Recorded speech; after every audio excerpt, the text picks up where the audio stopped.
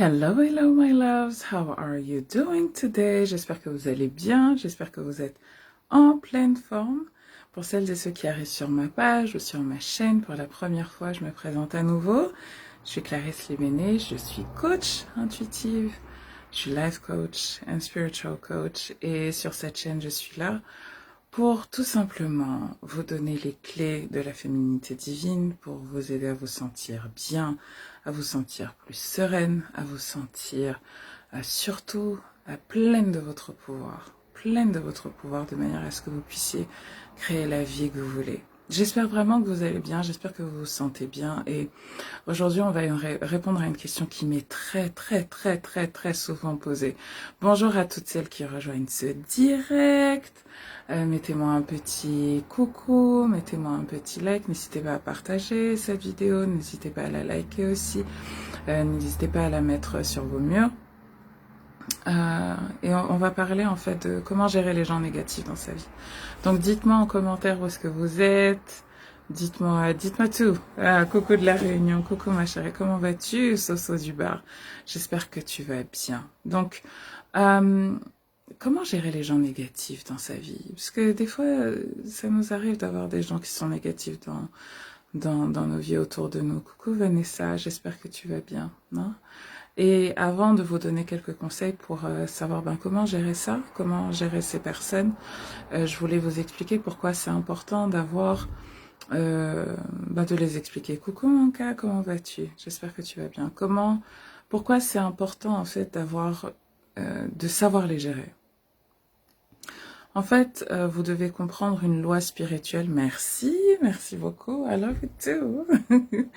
Vous devez comprendre une loi spirituelle qui veut que vous devenez les 5 personnes que vous fréquentez le plus. Vous devenez ces personnes. C'est-à-dire que vous commencez à penser la même chose, vous commencez à synchroniser votre rythme. D'ailleurs, vous l'avez peut-être remarqué, mais quand vous vivez dans la maison avec d'autres femmes, il y a un truc assez marrant qui se passe. Est-ce que vous savez ce que c'est? En règle générale quoi? Mettez-le moi en commentaire là tout de suite. J'attends que vous me trouviez les réponses. Quand vous vivez avec des femmes, quand vous vivez ensemble, qu'est-ce qui se passe? Un truc assez magique que les gens ne comprennent pas. Un truc qui concerne que les femmes. Qu'est-ce qui se passe? Dites-moi en commentaire. Tell me. Tell me, est-ce que vous avez la réponse? Est-ce que do you have the answer? Je suis vraiment curieuse de savoir. Je vois que vous n'avez pas la réponse. Mais je vais vous le dire. En fait, en règle générale, on commence à avoir nos cycles menstruels qui commencent à devenir un peu les mêmes. Vous avez déjà remarqué que quand vous vivez avec des amis ou quand vous vivez avec des sœurs ou quand vous vivez avec des cousines, au bout de quelques mois, en fait, vous commencez à avoir vos règles en même temps avec quelques jours d'écart. Vous l'avez remarqué ça ou pas? Pour vous dire à quel point cet adage « Hello Murutugu » Hello Perle Noire, j'espère que tu vas bien. Pour vous dire à quel point cet adage, que vous devenez les 5 personnes que vous fréquentez le plus, il est vrai. C'est-à-dire que, en fait, exactement, les cycles menstruels se synchronisent. Merci Anka. Je vois les élèves de mon école. Les cycles menstruels se synchronisent pour vous dire à quel point vous êtes influencés par le même bain. Et vous devenez petit à petit, vous prenez les mêmes rythmes, vous prenez, votre corps se régule de la même manière au même moment. Donc c'est vous dire à quel point c'est fort. L'impact que les gens qui ont autour de vous ont sur vous. C'est pas juste, oh, ils me font chier. C'est juste que vos énergies deviennent les mêmes parce que vous parlez ensemble, vous commencez à penser les mêmes choses, vous commencez à manger les mêmes choses, vous commencez à dire les mêmes choses, Vous avez déjà vu des couples, au bout d'un certain temps, au bout d'un certain nombre d'années, il y a plein de couples, au bout d'un certain nombre d'années, on n'arrive plus à faire le distinguo entre monsieur et madame. Ils se ressemblent de plus en plus, c'est dingue. Vous avez vu ça? Donc, you become the person. Merci Adam. Vous devenez les personnes que vous fréquentez le plus, les 5 personnes que vous fréquentez le plus. Et pourquoi 5? Parce que 5, c'est le chiffre qui est associé with the human body.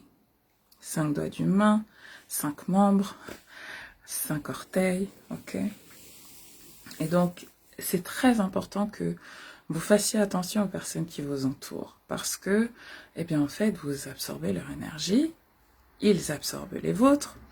Et donc, quand les personnes sont sur des vibrations qui sont assez basses, ou en tout cas différentes des vôtres, qui sont plus basses que les vôtres, que la personne est dans des pensées négatives, qu'elle ressent beaucoup d'émotions négatives qu'elle ne sait pas gérer, parce qu'il y a une différence entre quelqu'un qui traverse une période difficile et qui se fait aider, prend soin de lui, va chercher de l'aide, et quelqu'un qui reste dans sa situation et qui ne fait rien pour changer. Hein. Je distingue les deux choses. Quelqu'un qui est négatif passagèrement et quelqu'un qui a fait de l'état d'esprit entre guillemets négatif, même si j'aime pas beaucoup utiliser ce mot négatif, mais je pense que c'est un mot que vous comprenez tous, hein, avec des émotions qui vont pas vers l'amour mais qui vont plutôt vers la peur, hein, la colère, la tristesse, so many things, la culpabilité, la honte, hein, quelqu'un qui est là, qui porte la culpabilité, qui porte la honte en permanence, qui porte toutes ces émotions négatives-là en permanence, mais en fait, ça déteint sur vous. Ça déteint sur vous et ça déteint sur votre niveau d'énergie et ça déteint sur votre fréquence vibratoire. Il faut savoir que tout est énergie, donc tout est émotion, et que donc votre fréquence vibratoire, votre capacité à vous sentir bien dans votre corps, vous sentir bien dans votre vie et surtout à manifester ce que vous voulez créer dans votre vie dépend de ce que vous vibrez. D'accord? De ce que vous vibrez. Et donc si vous êtes dans des émotions associées à la peur, la culpabilité, la tristesse, l'angoisse, la honte, et toutes ces émotions qui s'approchent plus de la peur que de la fréquence de l'amour, il y a de fortes chances que, en fait, ce que vous manifestiez, ce soit exactement ça.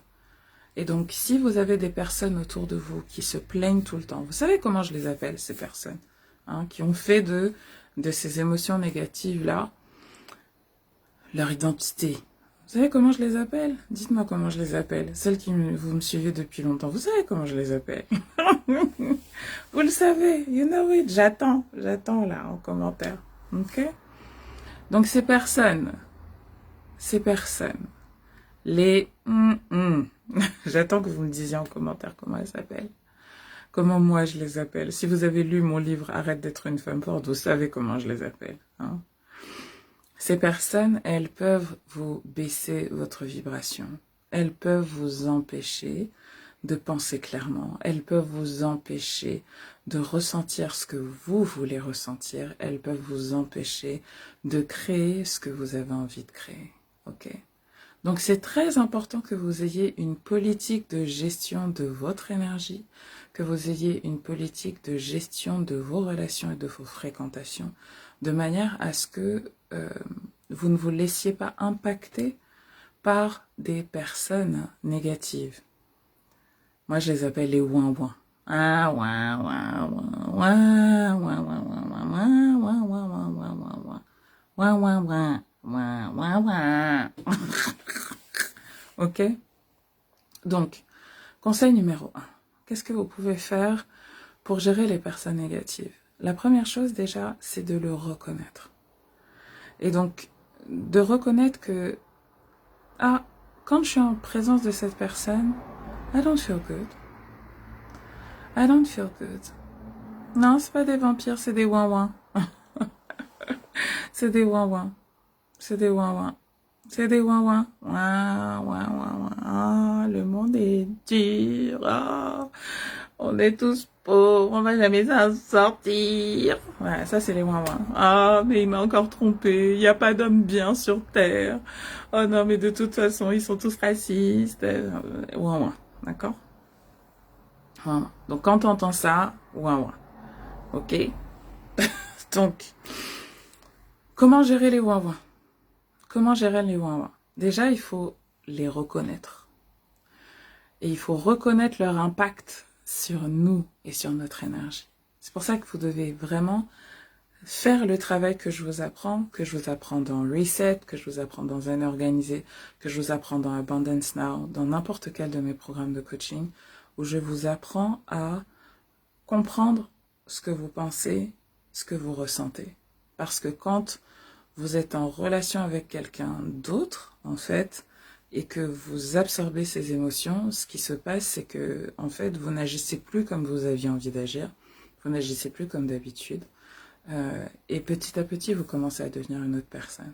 Donc, il faut que vous reconnaissiez que, en fait, j'étais en contact avec cette personne, et j'étais bien au début, et puis après, je suis sortie de là, j'étais complètement vidée. Je suis rentrée chez moi, j'avais peur. Je suis rentrée chez moi, j'étais angoissée. Je suis rentrée chez moi, j'ai mangé 4 kilos de cacahuètes. Il a fallu que je me tape un Ben Jerry's pour me calmer parce que ça n'allait pas. Ou j'ai dû zone out sur Netflix pendant 2 jours pour récupérer de 7 heures passées avec cette personne qui m'a juste déversé toutes ces émotions négatives. Et en fait, il faut que vous appreniez à faire ça, à observer en fait les conséquences de vos interactions avec les gens. Est-ce que quand vous êtes avec quelqu'un, est-ce que vous vous sentez mieux? Est-ce que vous vous sentez pareil que quand vous l'avez rencontré? Ou est-ce que vous vous sentez moins bien? D'accord? Ça, c'est une première chose. Deuxième chose, c'est que vous devez apprendre à poser des limites. C'est-à-dire, Serena, oh merci, elle est en train de me glisser une petite enveloppe sous la porte, ma petite chérie. J'arrive, ma puce. Quand vous rendez compte en fait de l'impact que cette personne a sur vous, la deuxième chose, c'est que vous devez apprendre à poser des limites. Moi, je suis pas là pour vous dire que vous devez couper les ponts, je suis pas là pour vous dire que vous devez arrêter de les fréquenter, vous devez juste être capable de dire, tu sais qu'en fait, bon, est-ce qu'on peut changer de sujet? Est-ce qu'on peut parler d'autre chose?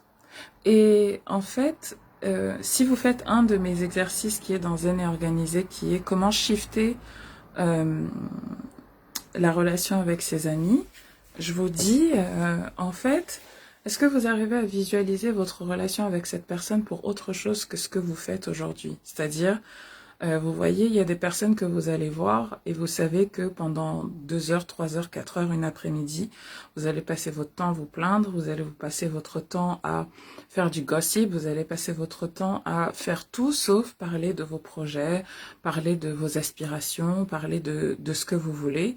Vous n'allez faire que vous plaindre. Donc, est-ce que vous pensez que c'est quelqu'un que vous pouvez, avec qui vous pouvez être dans votre nouvelle version de vous-même? Et ça, c'est important. C'est important. Et je vous fais faire cet exercice-là dans un organisé. Et vous vous rendrez compte que il y a des personnes qui ne méritent plus de faire partie de votre cercle proche. Donc, j'ai un exercice dans ce programme où je vous parle de vos cercles, de vos cercles. Et en fait, vous allez peut-être devoir changer cette personne de cercle. Elle fait peut-être plus partie de vos amis proches, mais elle va peut-être maintenant faire partie de vos connaissances. Et donc, vous devez, en conscience, savoir dans quel cercle vous mettez quelle personne et quel degré d'interaction, quelle fréquence d'interaction, quel degré d'énergie vous mettez, en fait, dans la relation désormais. Ok? Si vous vous rendez compte que la personne n'est pas capable de respecter les limites que vous lui posez quand vous êtes en interaction avec elle, eh bien, vous devez vraiment vous poser la question de savoir, mais qu'est-ce qu'elle fait encore dans ma vie? Quelle place j'ai envie de lui donner dans ma vie? D'accord? C'est vraiment important. Et si vous voulez apprendre à faire ce travail-là, je vous recommande vraiment mon programme Zen Organisé. Et ce que je vous dis, c'est valable pour vos amis, mais c'est aussi valable pour vos parents. Coucou Gisèle, comment vas-tu? Pour vos parents, pour vos frères et sœurs, pour vos collègues de travail. Vous voyez, par exemple, pour vos collègues de travail, vous savez très bien que bon, on est collègues, on n'est pas amis. Donc vous voyez, vous savez faire la différence. Mais en fait, il y a certains de vos amis pour lesquels vous ne savez pas faire la différence. Et quand vous voulez changer, quand vous voulez devenir une autre personne, quand vous voulez augmenter vos vibrations, quand vous voulez être dans une vibe qui est positive, qui est uplifting, et bien en fait, vous savez qu'il y a des choses que vous allez devoir laisser derrière vous. Il y a des conversations que vous allez devoir laisser derrière vous. Il y a des pratiques, des habitudes que vous allez devoir laisser derrière vous parce que vous savez qu'elles vous sont nuisibles. D'accord ? Tu dis, Soso du bar, ça se rapporte sur nous. Moi, c'est mon cas. Parfois, c'est moi qui vais mal après. Bien sûr. Surtout quand on est une personne empathique, c'est-à-dire qu'on a tendance à absorber les énergies des autres. Hein, c'est ça, une empathe, un empathe. Quand on absorbe les énergies des autres, en fait, ben, on les nettoie, on les guérit quelque part. Et en fait, on se retrouve avec toute cette tas d'énergie qui ne nous appartient pas. Et on se retrouve dans un état émotionnel qui ne fait pas du bien. Parce qu'en fait, il ne nous correspond pas à nous. Donc, sachez avec qui et pour qui vous décidez d'éprouver en conscience de l'empathie. Vous pouvez être empathique à certains moments, vous pouvez être empathique pour certaines personnes, vous pouvez être empathique à certains moments pour certaines personnes, mais quand on est empathique, on doit comprendre que on est une éponge aux énergies des autres et qu'on doit vraiment apprendre à protéger notre propre énergie. C'est vraiment très important. Et le programme Zen Organisé, il vous aide à ça. Le programme Reset, que certaines sont en train de faire en ce moment, c'est un programme justement de nettoyage émotionnel. Parce que souvent, quand on est une personne empathique et qu'on ne sait pas justement poser des limites, qu'on ne sait pas faire le distinguo entre mon énergie à moi et l'énergie des autres, et bien souvent on se retrouve avec un trop plein d'énergie qui peuvent être positives, mais qui pour la plupart du temps sont des émotions qui ne nous appartiennent pas et dont il est vraiment important régulièrement de se poser, de s'en débarrasser pour pouvoir se recentrer. D'accord ? Donc je vous rappelle, pour gérer les gens négatifs dans votre vie, première chose, vous devez reconnaître l'impact négatif de vos interactions avec les personnes. D'accord ? Pour ça, je vous renvoie à mon programme Zen Organisé. Dans Zen Organisé, vous allez apprendre en fait un modèle qui s'appelle le modèle EPSA, qui vous permet de comprendre le lien entre les événements, ce qui s'est passé, exemple, j'ai rencontré telle personne, ce que vous pensez, d'accord, vos pensées, vos émotions et les actions que vous faites juste après, d'accord ? Deuxième chose qu'il va falloir apprendre à faire, c'est apprendre à poser des limites. Apprendre à poser des limites, ça passe par quand vous êtes en interaction avec la personne, apprendre à changer de sujet et à shifter le type de conversation que vous avez. Et si vous vous rendez compte que c'est impossible, vous devez apprendre, là encore je vous renvoie à Zen Organisé, à changer la personne de cercle. Changer la personne de cercle, c'est-à-dire dire en fait elle ne fait plus partie de mon cercle proche, désormais c'est une connaissance, désormais c'est quelqu'un que j'ai connu, désormais c'est ceci. Et dans Zen Organisé, je vous fais faire un exercice où je vous dis vraiment soyez très intentionnel avec quel type d'interaction vous avez avec quelle personne dans chacun des cercles, d'accord ? 3. Apprenez à vous laver de ces émotions qui ne vous appartiennent pas. Pour cela, vous devez faire des détox spirituels régulières, surtout si vous êtes empathique, que vous avez l'habitude d'absorber les énergies des autres. Vous devez vraiment apprendre à protéger votre énergie. La première manière, comme je vous le disais, poser des limites. Et la deuxième, si vous n'avez pas pu en poser aussi pour une raison X ou Y, vous vous êtes retrouvé pris au dépourvu, que vous n'avez pas pu poser vos limites et que vous vous êtes rendu compte là au bout de 6 heures que oh my god, là, que c'est juste pas possible. Ou exemple, vous êtes parti en vacances avec des amis, en fait c'est juste une catastrophe et vous revenez de là, vous avez pris 4 kilos, c'est juste horrible, vous êtes nerveuse, vous fumez comme un pompier. Do a spiritual detox. Et pour cela, Reset est là pour vous. Ok ? J'espère vraiment que cette petite vidéo et ces conseils rapides, applicables et pratico-pratiques vous auront aidé. Encore une fois, si vous souhaitez prendre rendez-vous avec moi pour un bilan énergétique, regardez où est-ce que vous en êtes, quelles sont les raisons de vos blocages, je vous renvoie sur mon site clarisse.podia.com/Corée Express. Vous pourrez réserver une séance de Corée avec moi à partir, pas la semaine prochaine, mais la semaine du 15. Puisque la semaine du 8 est complètement book. Il me reste peut-être quelques places pour la semaine d'après. Et puis, si vous avez envie d'apprendre justement à gérer vos énergies, si vous avez envie d'apprendre à être intentionnel, à vivre une vie que vous pouvez mériter en étant zen et organisé au niveau mental, au niveau de votre cœur et au niveau de votre corps, je vous donne rendez-vous dans Zen et Organisé. Dernière chose, en ce moment, c'est reset, détox spirituel. C'est la période en ce moment, la période de Pisces season. On est encore dans la saison du poisson où on se lave des émotions. C'est la saison du lavage par excellence.